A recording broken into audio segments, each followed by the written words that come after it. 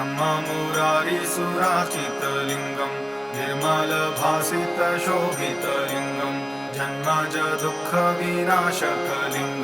तत्प्रणमामि सदा शिवलिङ्गम्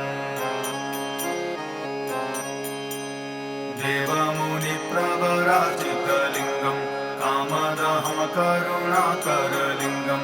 रावणदर्पविनाशनलिङ्गं तत्प्रणमामि सदा शिवलिङ्गम्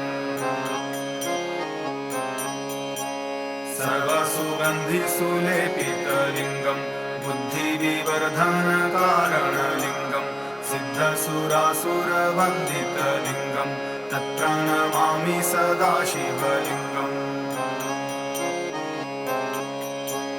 कनकमहामणिभूषितलिङ्गं फणिपतिवेष्टितशोभितलिङ्गं दक्षसूयज्ञादि